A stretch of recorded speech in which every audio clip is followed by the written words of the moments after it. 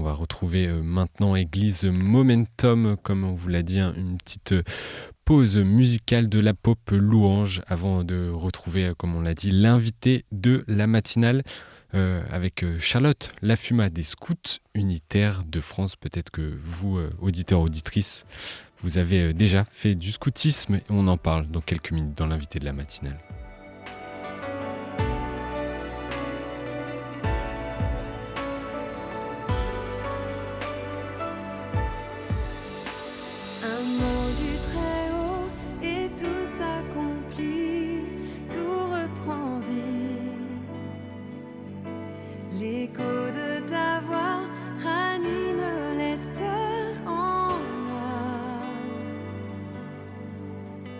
Ta grâce apparaît quand ma vue faiblit, tu me conduis. Le creux de tes bras apaise la crainte en moi. Toi seul peux calmer les mers, me porter dans le désert. Souffle sur moi, Saint-Esprit.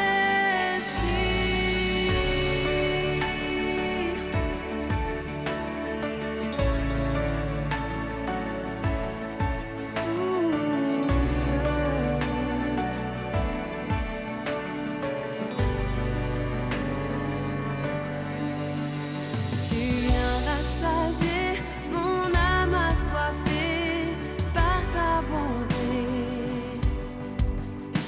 Je ne tremble pas car ton regard est sur moi. Tu tiens dans ta main mon souffle de vie, ce que je suis. Tu es toujours là pour me serrer contre toi. Toi seul peux calmer les mers, me porter dans le désert. Souffle sur moi, Saint-Esprit. Toi seul peux briser mes chaînes, me délivrer de mes peines. Souffle sur moi,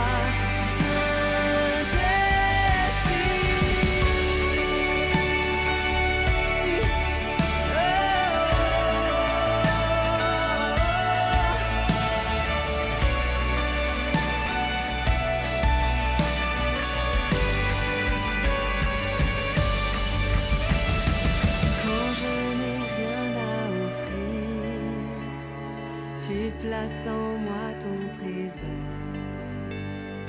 Quand le feu vient me détruire, mes cendres te louent encore. Quand mon espoir disparaît, tu rafraîchis ma vision. Quand mon âme est terrassée, mes ruines chantent ton nom. Quand je n'ai rien à offrir, tu places en moi ton trésor. Quand le feu vient me détruire, mes cendres te louent encore. Quand mon espoir disparaît, tu rafraîchis ma vision. Quand mon âme est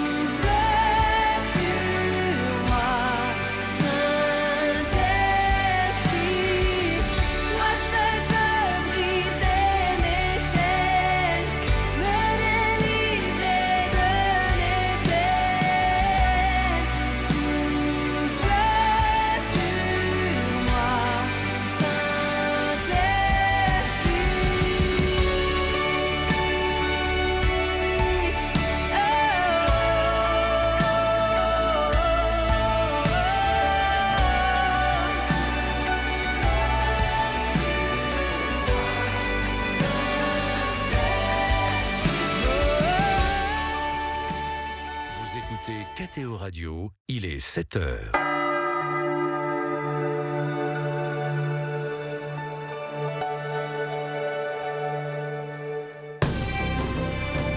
L'invité de la matinale. KTO Radio. Vous avez sans doute vu passer l'information ces derniers jours, les anciens scouts seraient plus engagés, plus heureux et mieux dans leur travail que la moyenne des Français. C'est en tout cas le résultat d'une étude réalisée par l'Institut IFOP à la demande du RASSO, l'association des aînés et anciens des guides et scouts d'Europe. Alors, le scoutisme est-il d'utilité sociale ? On pose la question ce matin à Charlotte Lafuma. Bonjour. Bonjour. Merci d'être présente dans les studios de KTO ce matin. Alors, vous êtes étudiante en cinéma et également équipière nationale en charge de la communication aux scouts unitaires de France. Alors vous avez sûrement entendu parler de cette étude, Charlotte. Qu'en avez-vous pensé ? Est-ce que ça vous a étonné ? Oui, en effet, cette étude, je l'ai trouvée pas si surprenante que ça, parce qu'on sait que chez les scouts, on développe un sens de l'engagement et une ouverture sur le monde, et qu'on essaye de faire grandir les jeunes pour devenir des citoyens engagés et au service des autres.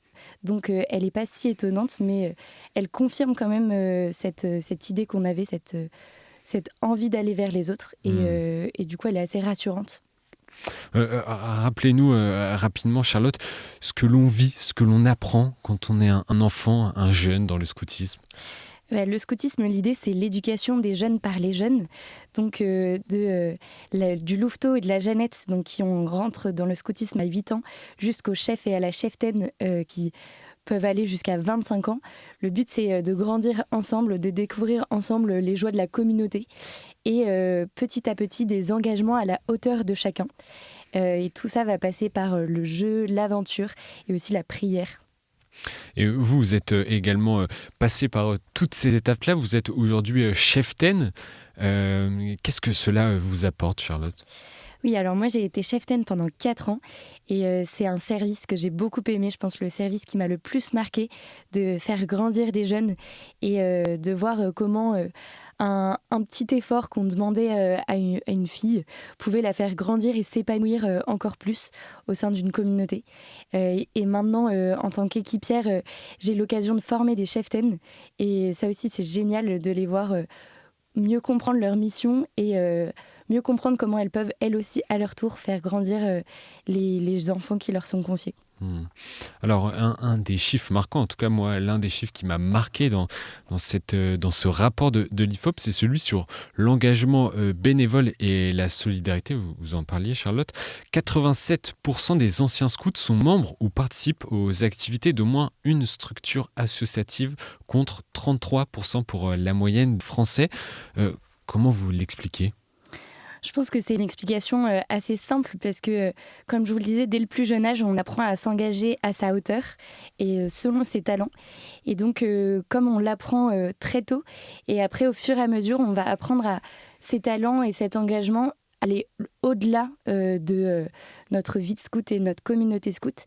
Et quand on est aîné, donc chef et cheftaine, routier ou guide aîné, on apprend à choisir des engagements dans le monde et qui vont au-delà du scoutisme pour devenir des hommes et des femmes ouverts sur le monde et au service des autres surtout.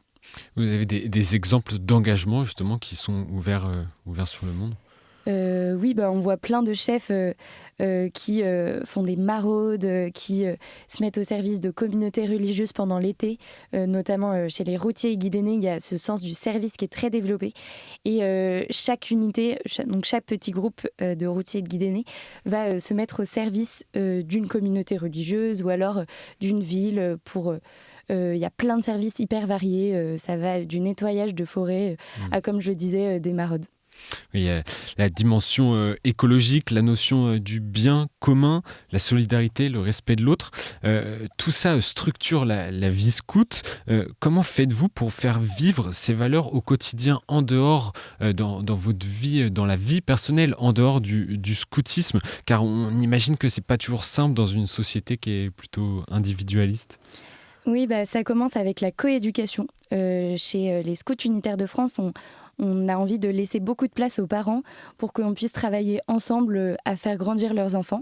Donc il y a un échange qui est assez important avec les parents et surtout parce que le devoir du scout, il commence à la maison. Et donc on apprend à être scout au scout, mais aussi dans son quotidien, à la maison, à l'école, puis après dans ses études. Et en fait, tout simplement, ça commence par parler de ce qu'on vit le week-end et témoigner du super week-end qu'on vient de passer dans la nature. Et même si c'était sous la pluie, finalement, on s'est bien amusé. Et c'est comme ça que petit à petit, ça rayonne sur le reste de notre vie. Donc il y a un vrai lien aussi également avec les parents. Oui, les parents ont une place importante chez les SUF parce que on a un rôle de coéducateur et les enfants, on les voit régulièrement certes, mais pas au quotidien, tandis que les parents, ils les connaissent bien. Et donc c'est important. Et puis chez les SUF, on aime bien se reposer, s'appuyer sur la famille et on s'appuie notamment sur les chefs de groupe qui sont un couple, qui sont parents et qui vont être responsables des jeunes et qui vont accompagner les chefs dans leur mission et ils ont un regard qui aide beaucoup les chefs et qui les fait grandir eux aussi. Et qui fait grandir également leurs enfants. Autre donnée étonnante, Charlotte, les anciens scouts se déclarent largement plus heureux que la moyenne des Français. Alors, quelle est la recette du bonheur? On veut savoir. Je ne sais pas si on a trouvé un secret particulier, mais je pense que ça repose un peu sur 2 points. Chez les SUF, on apprend à vivre dans la simplicité des moyens, en communauté. Et donc, ça nous permet de se contenter de joies simples et de réaliser la valeur de nos expériences et de ce qu'on vit au quotidien. Je pense que ça nous aide à vivre avec beaucoup plus de joie les petites aventures de la vie. Et puis aussi, chez les SUF, on forme les jeunes pour être heureux. En fait, le but, c'est d'accompagner les jeunes pour qu'ils soient heureux.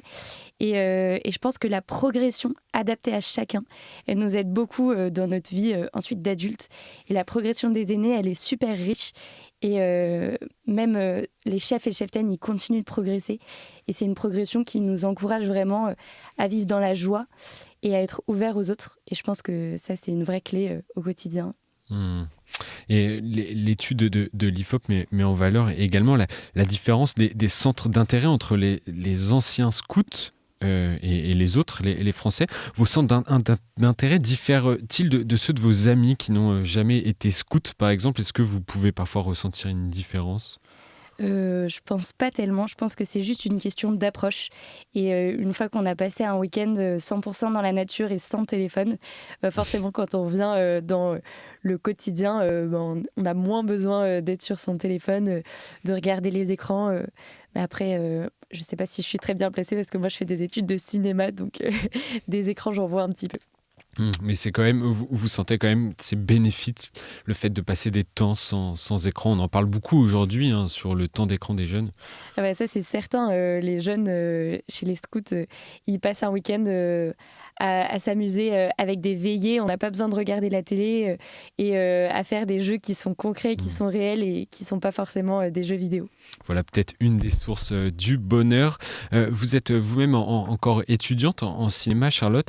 Sur un plan plus professionnel, qu'est-ce que l'expérience dans le scoutisme peut être utile au monde de l'entreprise ?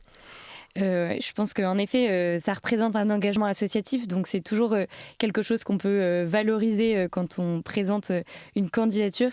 Et puis surtout, le scoutisme, c'est l'occasion d'expérimenter un peu le management. Alors c'est vrai qu'on ne l'appelle pas comme ça chez les scouts, mais clairement, on développe des compétences de cohésion et de travail en équipe qui sont très importantes, puisque dès le plus jeune âge, on est répartis en 6 de 6, puis en équipe et patrouille. Et il y a un chef de patrouille, une chef d'équipe qui apprennent à prendre soin des plus petits qui leur sont confiés. Et je pense que c'est une valeur qui est assez importante dans le milieu du travail. Et on constate un regain d'intérêt ces dernières années pour le scoutisme en France. Est-ce que vous le constatez, vous, chez les SUF, les Scouts Unitaires de France ? Oui, ces dernières années, on a tous les ans un peu plus d'inscrits. Cette année, c'est 8 nouveaux groupes qui ouvrent dans toute la France. Donc c'est une vraie joie. On sent qu'il y a un attrait et une demande dans des villes où il n'y avait pas encore de scouts unitaires de France. Il y a des groupes qui ouvrent. Il y a des grosses villes comme à Lyon où on ouvre de nouveau des groupes parce qu'il y a trop de demandes. Voilà, notre seule difficulté pour le moment, c'est la recherche de chefs et cheftaines. Malheureusement, c'est plus facile de trouver des jeunes que des chefs et cheftaines. Vous dites 8 groupes, ça représente combien de personnes ? Un groupe, c'est en moyenne une centaine de personnes, donc voilà, ça peut monter, mais il y a des petits groupes, il y a des gros groupes, ça dépend des groupes qui ouvrent. Donc 8 groupes, ça reste quand même conséquent pour se rendre compte de ça.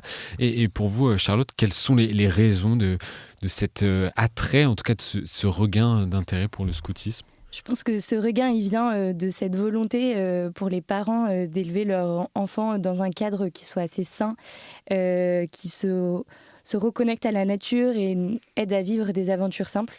Et puis je pense qu'il y a aussi le fait que chez les SUF, on s'appuie beaucoup, on s'enracine dans la prière et la pratique de la foi. Et je pense que ça aussi, ça joue et qu'on a envie de vivre une foi simple et gaie. C'est pas forcément le cas chez tous les autres groupes, mais en tout cas, on peut trouver dans le scoutisme chaussure à son pied dans chaque groupe. Et une dernière question, Charlotte Lafuma. Qu'est-ce que vous pourriez dire à un jeune ou à un parent qui hésite à inscrire son enfant chez les scouts ? Il faut un peu oser l'aventure. Comme je le disais, les scouts, c'est à tout âge. Donc, entre 8 et 25 ans, on peut être scout. Donc, il faut vraiment oser y aller. Quand on est un peu plus âgé, c'est un peu plus difficile de sauter le pas, mais il ne faut pas hésiter à regarder autour de soi et à contacter sa paroisse pour savoir s'il y aurait un groupe, des chefs et cheftaines en besoin. Et puis surtout, il suffit d'avoir des chaussures de marche et on a presque tout pour faire du scoutisme. Et pour motiver peut-être des étudiants ou des jeunes qui, pour devenir chef ou cheftaine, vous l'avez dit, c'est peut-être là où vous avez le plus de besoins, en tout cas chez les SUF. Oui, c'est une super aventure qui permet de grandir encore plus qu'on fait grandir, qui permet d'apprendre à se connaître et à développer des talents, des expériences auxquelles on ne s'attendait pas forcément. Donc vraiment, c'est une question de sauter le pas. Et il ne faut pas hésiter à regarder sur les sites internet des différents mouvements s'il y a un groupe près de chez nous. Et on n'a pas besoin d'avoir fait du scoutisme plus jeune pour forcément devenir chef ou cheftaine. Non, c'est une super expérience de découvrir le scoutisme en tant que cheftaine ou chef, parce que ça nous donne l'occasion d'apporter un regard neuf dans une unité et d'apporter quelque chose de nouveau, et aussi de découvrir tout un univers dans lequel on est bien encadré. Enfin, vous ne serez jamais livré à vous-même, et justement, il y a des super formations pour ça. Parfait, merci beaucoup Charlotte Lafuma d'être venue en studio ce matin très tôt dans les studios de KTO pour nous parler de ce rapport sur l'utilité sociale du scoutisme, un rapport de l'IFOP. Je rappelle à nos auditeurs que vous êtes équipière nationale en charge de la communication au Scout unitaire de France. Merci et bonne continuation dans vos études. Avec joie, merci.